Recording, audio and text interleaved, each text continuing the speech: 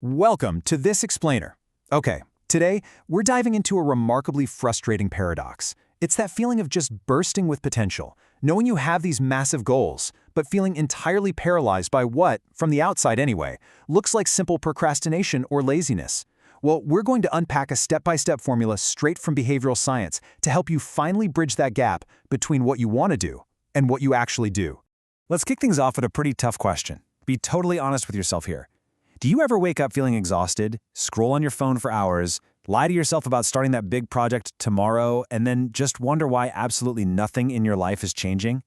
If you're nodding along right now, trust me, you are definitely not alone. There's this quote that just hits the nail on the head. It perfectly captures that exact spiral, feeling like your drive, your purpose, and your potential are just slipping through your fingers. But here is the absolute crucial point you need to take away today. You are not broken. Your attention is simply being farmed. And today, we've got the precise blueprint to fix it and pull you right out of that spiral.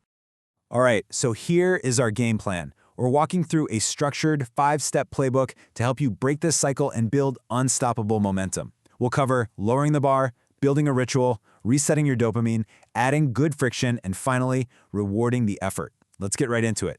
Step 1 is lower the bar, to bypass resistance. I know, lowering the bar sounds totally counterintuitive, right? Traditional hustle culture is constantly screaming at us to think bigger and push harder. But honestly, perfectionism kills your momentum before it even begins. In behavioral science, they call this the activation barrier. Because the hardest part of literally any task isn't the work itself, it's that massive spike of mental energy required in the very first moment to shift from just thinking about it to actually doing it. When you intentionally lower the bar, making that first step laughably easy, you bypass that giant mental wall completely. Which brings us to a huge, foundational rule. Action creates motivation, not the other way around. Based on Stanford behavioral scientist B.J. Fogg's tiny habits effect, when you make the bar ridiculously low, we're talking just opening a blank document or literally taking one sip of water, you start moving. And once you're moving, your brain's dopamine system kicks in. You are literally training your brain to associate action with success, replacing all that shame with actual momentum. Moving right along to step 2, build a ritual. This is all about willpower versus association. Look, we've got to face facts. Relying on raw willpower is a losing battle. There are always going to be those days where you have zero energy, and if you're leaning on willpower alone, you'll break down before you even start. This is the vital difference between a routine and a ritual. Routines drain your energy because you have to force yourself through them. Rituals, on the other hand, use classical conditioning, kind of like Pavlov's dog, except you're both the dog and the bell, to subconsciously link a specific environmental cue to a state of deep productivity.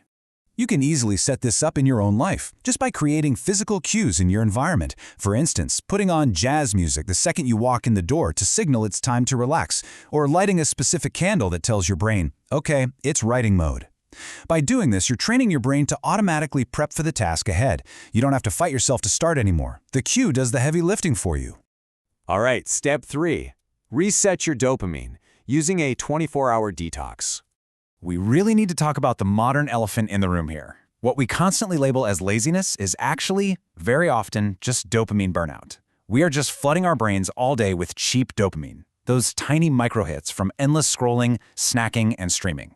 And because our reward systems are so overloaded by these zero-effort hits, the effort required for real dopamine, the good stuff you get from reading, writing, or hitting the gym, makes the actual work feel like pushing a giant boulder up a ridiculously steep hill. So the actionable takeaway here is the number 24. Try doing a strict 24-hour dopamine detox for one full day. No social media, no junk food, no background noise, no passive consumption. Delete the apps off your phone for just that one day to lower the barrier. This gives your brain a chance to drastically reset its sensitivity to effort and reward. It effectively quiets all that noise. Okay, step 4, add good friction to beat the algorithm. We have to accept that the algorithms on our devices are incredibly sophisticated. They are designed by brilliant engineers to target our psychological flaws and keep us glued to our screens. You're not going to beat that with sheer willpower alone. You beat it with distance and friction. A really great way to fight back is by embracing the number 10. That's 10 minutes of pure, unadulterated boredom every single day. No phone, no music, no books, just quiet time.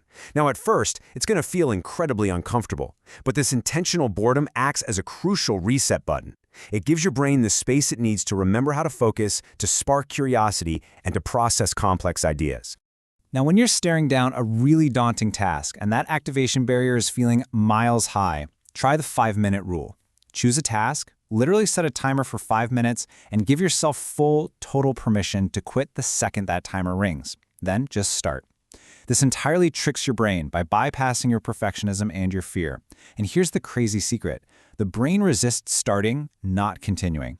9 times out of 10, once that timer goes off, inertia has already taken over and you just won't want to stop. Now, if you're still struggling to get moving, you can manufacture some social friction. Make doing nothing actually hurt a little bit. Bet a friend $20 that you'll hit the gym. Why does this work? Because psychological loss aversion, our deep-seated fear of losing something, is literally 2.5 times more powerful than our desire for rewards. You're basically using your brain's own wiring right to your advantage. And finally, we hit step 5, reward the effort, releasing dopamine through small wins. This last step is absolutely crucial. It's about fundamentally rewiring how you view your own progress, to finally stop that endless cycle of self-guilt. We're actually fighting our own evolutionary biology here, something called the negativity bias. See, evolutionarily, we are hardwired to hold on to negative experiences. Remembering the tiger that chased you kept you alive. Remembering a sweet berry didn't. In the modern world, this means we tend to completely ignore our small wins and just obsess over our mistakes, which totally drains the enthusiasm we need to keep pushing forward. To protect your energy and make sure you are actually resting when you're supposed to be resting, enforce a boundary of 60. That is 60 minutes of strict, screen-off time right before bed. Let your brain rest. Starve it of that fake dopamine. You'll sleep so much better, focus way faster the next day, and honestly, you'll just feel human again. And as part of winding down, try ending every single day with a super quick 3-minute review. Just jot down 3 things you did right today, no matter how tiny they seem. Acknowledge your growth, notice your progress over your problems, and celebrate consistency. Doing this literally forces your brain's reticular activating system to actively notice what you actually accomplished, rather than beating yourself up over what you didn't get done. As we wrap all of this up, I really want this powerful quote from our source material to stick with you. You're not the problem, you're the product. You aren't just magically failing to focus. Your attention is being actively farmed by addictive tech. You're not unmotivated, you are being manipulated. But right now, using these 5 actionable steps we just covered, it's time to take your ownership back. Which leads us with one pretty massive question to think about. Will you stay paralyzed by this impossible demand for perfection, or will you commit to being just 1% better every single day? It's time to decide right now. What is your next tiny, laughably easy step going to be to build the momentum that actually changes your life? Thanks so much for joining me for this explainer, and I will see you next time.